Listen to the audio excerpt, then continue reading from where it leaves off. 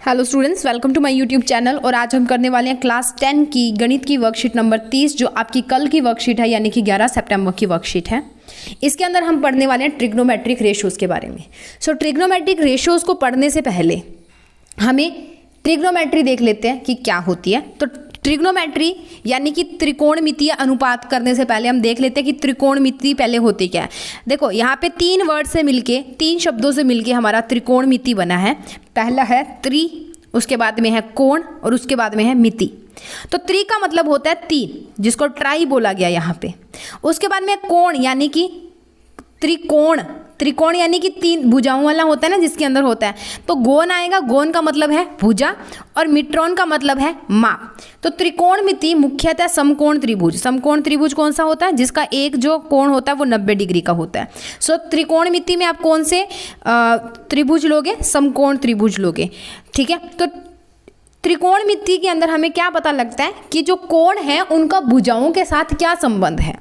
ठीक है, या भुजाओं का कोणों के साथ क्या संबंध है। क्या हम जो कोण है उनको भुजाओं के मतलब किसी अनुपात में, या उनको गुणा करके, या उनको माइनस करके, घटाव करके, या जोड़ करके लिख सकते हैं? कुछ ऐसा संबंध उनके साथ बनता है, जोड़ भाग गुणा करके, ठीक है, घटाव करके, ऐसी कुछ क्या हम लिख सकते हैं? तो उसके लिए देखिए त्रिकोणमिति अनुपात को। त्रिकोणमिति अनुपात क्या होते हैं? ये एक न्यून कोण के लिए, न्यून कोण कौन सा होता है? एक्यूट एंगल, यानी कि जब थीटा आपका 90 डिग्री से कम होता है, एंगल आपका 90 डिग्री से छोटा होता है। ठीक है। तो त्रिकोणमिति हमें बताती है भुजाओं की जो लंबाई होती है और कोणों के बीच का संबंध। कोण और उसकी भुजा की लंबाई के बीच में जो संबंध व्यक्त करती है उसको बोलते हैं त्रिकोणमितीय अनुपात। ठीक है। ये आपको एक देखो, सबसे पहले हम कौन कौन से अनुपात लेते हैं वो आपको दिखा देती हूँ। एक होता है हमारे पास साइन, ठीक है, पहला होता है साइन। उसके बाद होता है कॉस, उसके बाद होता है टैन, टेंजेंट जिसको बोलते हैं। ठीक है। उसके बाद में होता है सीकेंट, सेक जिसको बोला जाता है। उसके बाद में होता है कोसिकेंट, ठीक है, और उसके बाद में होता है कॉट, जिसको कोटेंजेंट भी बोला जाता है। ठीक है, ये कोसिकेंट हो गया, सीकेंट, कोटेंजेंट, टेंजेंट, कोसाइन और साइन। इनकी शॉर्ट फॉर्म आपको दी हुई है। ये हमारे पास ट्रिग्नोमेट्री के, त्रिकोणमिति के अनुपात होते हैं। ठीक है, रेशियोज होते हैं। अब ये चीज़ होगी। अब उसके बाद में ये आपका एक समकोण त्रिभुज आपको दिया हुआ है। ठीक है। इस त्रिभुज में आपको हमने पाइथागोरस थ्योरम की थी, तब हमने किया था ये ए, बी और सी। सबसे लंबी भुजा जो होती है वो हमारे पास एच होती है, जिसको कर्ण कहते हैं। ये वाला हमारे पास लंब होता है, जिसको पी कहा जाता है, और ये बी होता है, जिसको आधार कहा जाता है। ठीक है, ये होते हैं, ये हमें पता है। चलो, उसके बाद एक ये आपने देखना है कि जो साइन होता है वो लंब बटा कर्ण होता है, कोसाइन जो होता है वो आधार बटा कर्ण होता है, टेंजेंट जो है वो लंब बटा आधार होता है। ठीक है, कोटेंजेंट जो है वो आधार बटा लंब होता है, सीकेंट जो है वो कर्ण बटा आधार होता है, और कोसिकेंट जो है वो कर्ण बटा लंब होता है। आप बोलोगे लंब कर्ण कैसे याद करें? तो याद करने का तरीका बताती हूँ। आपने अपनी कॉपीज़ में लिखना है इसको। ठीक है, मैं बताऊँगी इसको याद करने का तरीका भी, ये आपने अपनी कॉपीज़ के ऊपर लिख देना है। ठीक है। अब इसको याद कैसे करेंगे? पी से पंडित, बी से बद्री, पी से प्रसाद। पंडित, बद्री, प्रसाद। एच से हर, बी से बोले। तो पंडित, बद्री, प्रसाद, हर बोले। इसका एस से सोना, सी से चांदी, टी से तोले। तो पंडित, बद्री, प्रसाद, हर बोले, सोना चांदी तोले।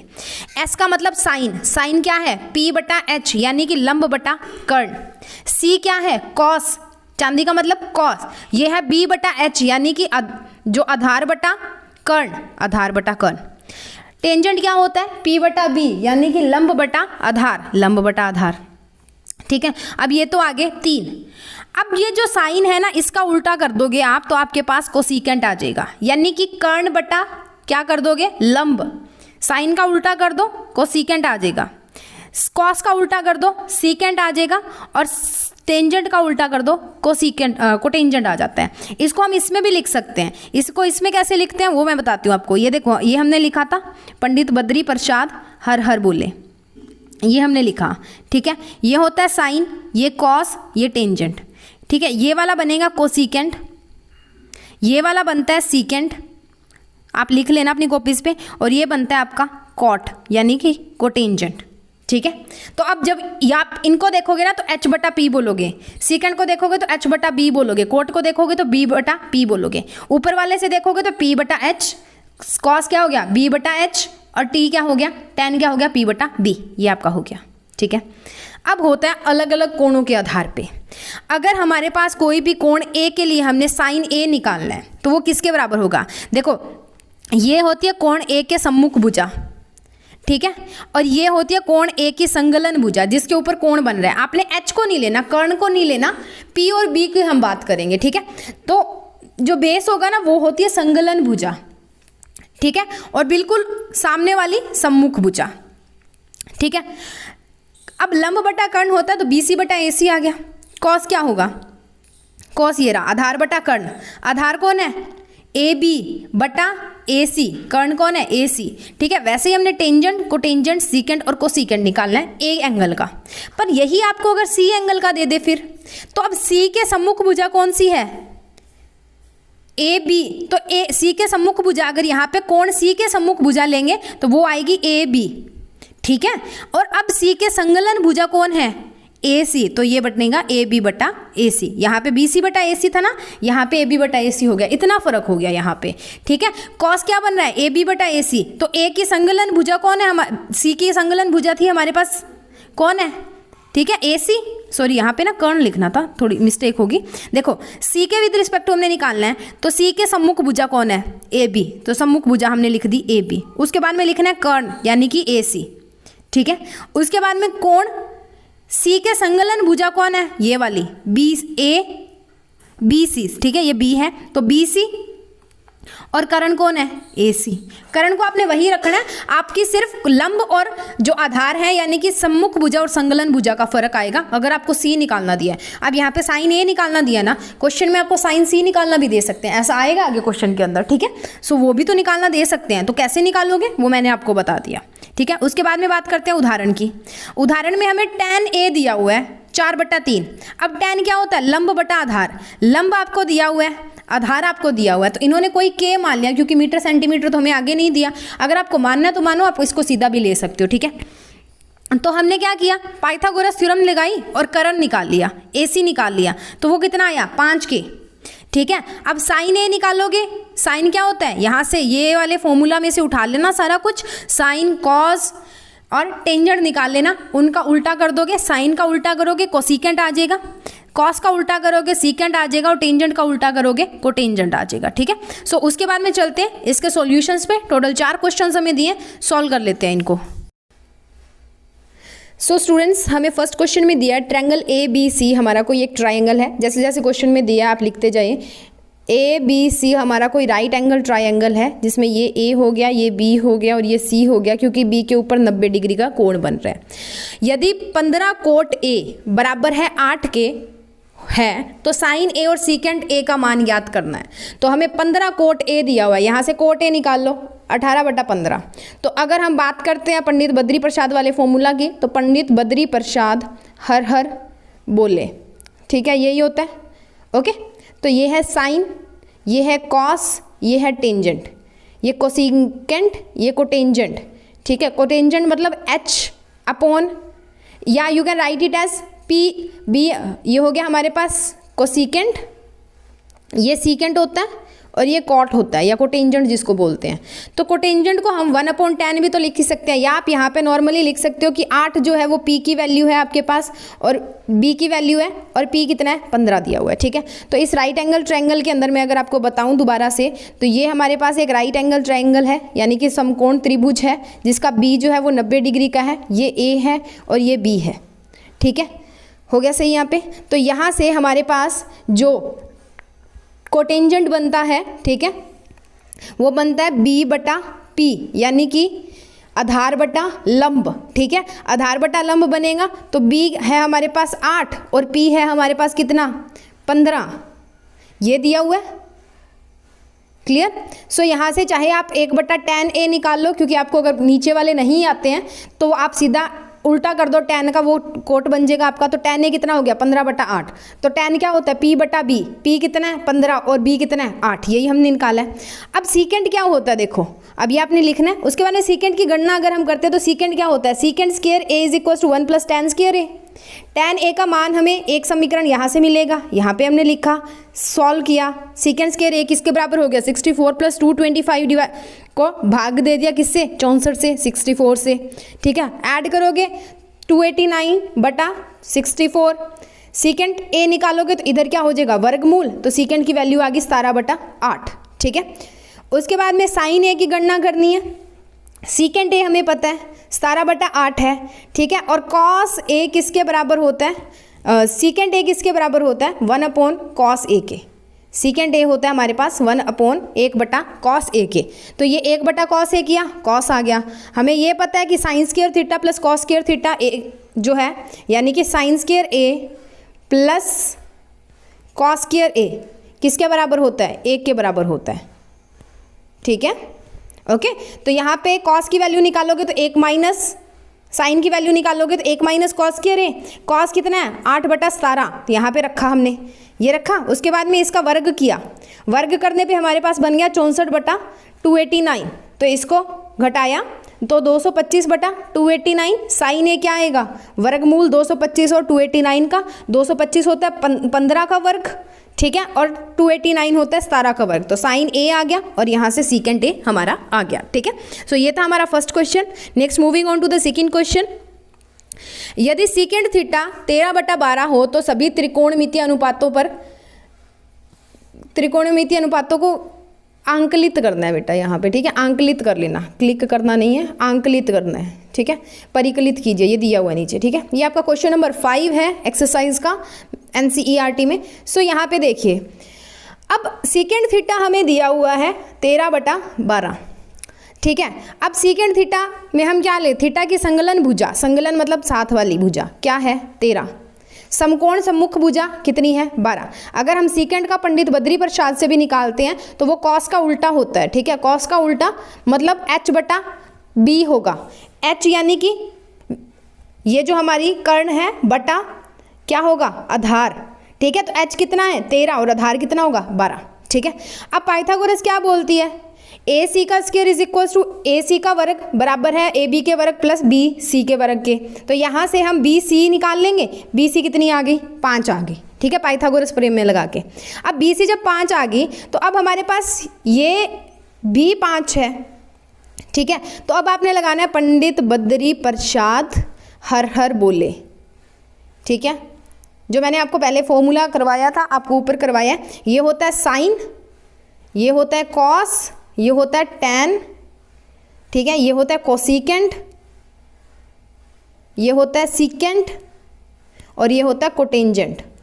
तो निकाल लो, साइन ए क्या बनेगा, P/H, P 5 है, H कितना है, 13, तो 5/13। कॉस कितना बनेगा, B/H, B कितना है, 12, H कितना है, 13, 12/13। टैन कितना बनेगा, 5/12, ठीक है। क्यों, क्योंकि P कितना है बेटा, 5, और B कितना है, 12। अब ये 3 तो आ गए, इन तीनों का उल्टा कर दो, साइन का उल्टा करोगे 13/5 तो कोसिकेंट आ जाएगा, सीकेंट का कॉस का उल्टा करोगे 13/12 तो सीकेंट आ जाएगा, और टैन का उल्टा करोगे 12/5 तो कोटेंजेंट आ जाएगा, ठीक है। ये रहे, बस आपने उल्टा ही करना है, इनको उल्टा कर दो, कोई दिक्कत नहीं है, चाहे आप वो फॉर्मूला लगा लो पंडित बद्री प्रसाद वाला जो मैंने बताया, ठीक है। सो आगे चले तीसरे क्वेश्चन पे। ट्रायंगल ABC में कोण B जो 90 डिग्री का दिया हुआ है, साइन A 3/4 दिया है, तो हमने बताना है कि कोस A प्लस साइन C कितना होगा, वर्गमूल 7/2 होगा। तो मान लिया कि ABC हमारे पास कोई एक समकोण त्रिभुज है, समकोण त्रिभुज यानी कि 90 डिग्री वाले कोण वाला त्रिभुज, ठीक है। ये B के ऊपर 90 डिग्री बन रहा है और ये C आ गया। अब हमें साइन दिया हुआ है तो साइन से हम कॉस निकाल सकते हैं। साइन ए हमें दिया है तो हमें पता है कि sine square theta plus cos square theta, यानी कि sine square A plus cos square A किसके बराबर होता है, 1 के। तो वहाँ से कॉस स्क्वायर ए कितना आ जाएगा, 1 माइनस साइन स्क्वायर ए। अब साइन स्क्वायर का मान हमने रख दिया तो कॉस स्क्वायर ए कितना बन गया, कॉस स्क्वायर का वर्ग, कॉस का वर्गमूल कितना हुआ, 1 माइनस 3/4 का वर्ग, ठीक है। इसको हमने जब सॉल्व किया, हल किया, तो हमारे पास कॉस ए का जो वर्ग है वो बराबर आ गया 7/16 के, ठीक है। तो कॉस ए कितना आएगा, वर्ग जब हम दोनों साइड वर्गमूल ले लेंगे तो कॉस ए आ गया 17/16, ठीक है। अब 16 का तो अंडर रूट कितना होगा, वर्गमूल कितना होगा, 4, 7 का है नहीं तो इसको हमने लिख दिया वर्गमूल 7/4, तो कॉस ए आ गया हमारा वर्गमूल 7/4, ये निकाल लिया। अब हम निकालेंगे क्या, साइन ए कितना दिया हुआ है हमें, साइन ए हमें क्वेश्चन में दिया हुआ है 3/4, तो यानी कि P जो BC है वो हमें 3 दी हुई है और H जो AC है वो हमें कितना दिया हुआ है 4। पाइथागोरस प्रमेय लगाएंगे, AC का वर्ग बराबर AB का वर्ग प्लस BC का वर्ग किसके बराबर हो गया 4 का वर्ग प्लस AB का वर्ग प्लस 3 का वर्ग, 16 प्लस AB का वर्ग प्लस 9 का वर्ग। तो 16 AB का वर्ग किसके बराबर आ गया, B कितना आ गया वर्ग मूल किसका 7 का। तो साइन C किसके बराबर होगा AB बटा AC के। तो क्या बन गया हमारे पास वर्गमूल 7 बटा 4 बन गया ये, ठीक है। अब हमने निकालना है कॉस ए कितना आ रहा था वर्गमूल 7 बटा 4, साइन ए भी कितना आ रहा है वर्गमूल 7 बटा 4। दोनों को हमने जोड़ा तो 2 वर्गमूल 7 बटा 4 बनेगा, 2 बार हो गया ना, तो 2 बार वर्गमूल 7 बटा 4 ये हमारा बनेगा। इस 4 से इस 2 को हमने खत्म किया तो 2 आ गया, हमारा उत्तर कितना आ गया वर्गमूल 7 बटा 2, ठीक है, हो गया ये क्वेश्चन भी। चलते हैं 4th क्वेश्चन पे, ईजी है ये भी। इसको मैं आपको 2 मेथड कराऊंगी, एक थोड़ा सा लंबा मेथड है, एक बिल्कुल छोटा मेथड है, आपको जो अच्छा लगता है वो कर सकते हो। दिए गए चित्र में tan P minus cot R का मान ज्ञात कीजिए यदि PQ 12 सेंटीमीटर आपको दी हुई है, ठीक है, और PR आपको 13 सेंटीमीटर दिया और Q जो है वो 90 डिग्री का दिया है। तो सबसे पहले एक चीज़ देखो, हल करने में मैंने एक चीज़ लिखी है, प्रश्न का हल करने की योजना क्या होगी। प्रश्न में समकोण त्रिभुज की 2 भुजाएं दी गई हैं। सर्वप्रथम पाइथागोरस प्रमेय का उपयोग करके तीसरी भुजा ज्ञात करेंगे, तत्पश्चात माना गया त्रिकोणमितीय अनुपात की गणना कर लेंगे, ठीक है। पहले हमारे पास तीनों भुजाएं आ गई तो पंडित बद्री प्रसाद वाला फॉर्मूला लगाएंगे तो बाकी सारी चीज़ें आ जाएगी। तो इन्होंने क्या किया, सबसे पहले ये पाइथागोरस प्रमेय लगाया, जो हमें दिया हुआ है वो लिखा, उसके बाद में उस पर पाइथागोरस प्रमेय लगा दिया। तो PR का वर्ग बराबर है PQ के वर्ग प्लस QR के वर्ग के। तो PR हमें 13 दिया हुआ है तो 13 का वर्ग, PQ हमें 12 दिया हुआ तो 12 का वर्ग, और QR हमें दिया नहीं हुआ तो वहाँ से हमने QR निकाला तो QR का वर्ग आ रहा है 25 सेंटीमीटर का वर्ग। तो QR कितना आ गया वर्गमूल ऑफ 25 सेंटीमीटर का वर्ग, तो QR कितना आएगा 5 सेंटीमीटर आ गया। अब न्यून कोण P के लिए, अगर P की बात हम करते हैं, न्यून कोण P के लिए अगर हम निकालेंगे तो लंब कोण होगा न्यून कोण P के सम्मुख भुजा, ये वाली, थोड़ा सा ट्रायंगल हमने चेंज कर दिया। QR 5 सेंटीमीटर, आधार कोण होगा B, जो संगलन भुजा है ये 12 सेंटीमीटर वाला PQ, ठीक है, ये आ गया। अब हमें पता है कि tan P किसके बराबर आएगा P बटा B, यानी कि QR बटा PQ। तो tan P 5 बटा 12 सेंटीमीटर के बराबर आ गया, तो tan P 5 बटा 12 के बराबर आ गया। अब R के लिए निकालेंगे तो R के लिए देखो क्या होगा, जो P है वो हो गया 12 सेंटीमीटर और QR हो गया 5 सेंटीमीटर, ये हमें दिया हुआ है। कॉट R किसके बराबर होता है P बटा B बटा P के, यानी कि QR बटा PQ। Cot R is 5 centimetre बटा 12 सेंटीमीटर, तो कॉट R आ गया 5 बटा 12, ठीक है। ये दोनों सेम है, दोनों को माइनस करोगे तो उत्तर कितना आएगा आपका 0, ठीक है। तो उत्तर कितना आ गया 0। कुछ भी नहीं करना, बस आपने थोड़े से वैल्यूज़ को चेंज करना है। पंडित बद्री प्रसाद लगाओ, कोट क्या होता है और tan क्या होता है वहाँ से निकाल लेना। पर एक चीज़ ध्यान रखना कि कॉट R पूछा और tan P पूछा है, ठीक है, एंगल अलग अलग है, ठीक है। अब देखो ये मैंने हैश जहाँ पे लगाया है, यहाँ पे आपका दूसरा जो है वो शुरू हो जाता है। ये हमने जो है वो भुजा निकाल ली, उसके बाद में सीधा ही दे दिया, कोई न्यून कोण कुछ भी नहीं करना। tan P क्या होगा P बटा B, ये होता है, ये होता है ना, तो P बटा B हो गया, हमने निकाल लिया QR बटा PQ, ये हो गया। कोट R क्या होगा B बटा P होगा, उल्टा होगा ना इसके, तो हमने QR बटा PQ कर दिया, ठीक है। तो अब QR बटा PQ माइनस QR बटा PQ दोनों सेम बन गए, ठीक है, QR बटा PQ। और क्योंकि R वाले में क्या होगा, बस बेस जो है ना वो बदल जाएगा, इसका P जो है वो इसका B बन जाएगा और इसका B इसका P बन जाएगा, बदल दिया ना कोण हमने, ठीक है। तो बस माइनस कर दो, उत्तर 0 आ गया। चाहे आप इस छोटे वाले को लिख लो, चाहे आप उस बड़े वाले को लिख लो, ठीक है, वो आपकी मर्जी है। तो ये रहा हाफ पार्ट इसका, ठीक है। उसके बाद में मैं धीरे धीरे ऊपर कर रही हूँ, जहाँ से आपने देखना है आप उसको पॉज करके वहाँ से नोट डाउन कर लेना, ठीक है। सो इसी के साथ हमारी जो ये वर्कशीट है, वर्कशीट नंबर 30 मैथ की, गणित की, आपकी यहाँ पे ख़त्म होती है। और ये रहा हमारा जो न्यून कोण वगैरह आपने करने हैं वो वाला उत्तर, ठीक है। चाहे आप ये लिख के भी कर सकते हो, अगर नहीं लिखना आपने तो आप सीधा भी कर सकते हो, आपकी मर्जी है, ठीक है। जो आपको सही लगता है वैसे आप कर लो। अगर छोटा आपने उत्तर, कई बच्चे छोटा उत्तर मांगते हैं, बोलते हैं मैम आप बहुत बड़े उत्तर लिखते हो, तो बेटा एग्जाम में लॉन्ग क्वेश्चन भी आते हैं और शॉर्ट क्वेश्चंस भी आते हैं, तो लॉन्ग को तो लॉन्ग ही लिखना पड़ेगा। एसएसटी में आपको पता है कि 250 शब्दों तक के उत्तर आते हैं, ठीक है, तो उसको मैं छोटा कैसे कर दूँ। हमने टाइम पास थोड़ी करना है, हमने पढ़ना है, तो पढ़ेंगे कैसे, जब डिटेल में काम करेंगे, जब क्वेश्चन में जो पूछा है वो हम बताएंगे, ठीक है। सो ऐसे भागा दौड़ी नहीं करनी है कि हम यहाँ पे टाइम पास कर लें। एक तो नुकसान वैसे ही बहुत हो रहा है आपकी पढ़ाई का लॉकडाउन के कारण, बाकी अगर आप लोग ऐसे करोगे कि छोटे छोटे उत्तर लिख के काम चलाओगे तो फिर तो आपका बहुत ज़्यादा नुकसान होने वाला है, ठीक है। तो आप अपनी पढ़ाई का ध्यान खुद रखिए, छोटे उत्तरों के पीछे मत भागिए, क्योंकि एक ही 2 नंबर का प्रश्न नहीं आएगा सारा पेपर में कि 2-2 नंबर वाले प्रश्न आ गए, 3 का भी आएगा, 4 का भी आएगा, 5-6 का भी आता है, ठीक है। तो उस चीज़ का आप लोगों ने ध्यान रखना और उसके हिसाब से अपना उत्तर लिखना है। अब देखो जो अगर मैंने बड़ा कराया तो बड़े का तो छोटा हो सकता है, छोटे का बड़ा अपने आप कैसे करोगे, ठीक है। So this is our worksheet, इसके मैं आपको सोल्यूशन दिखा रही हूँ। धीरे धीरे जहाँ से आपको लिखना है वहाँ से आप इसको पोज करके लिख लो, ओके।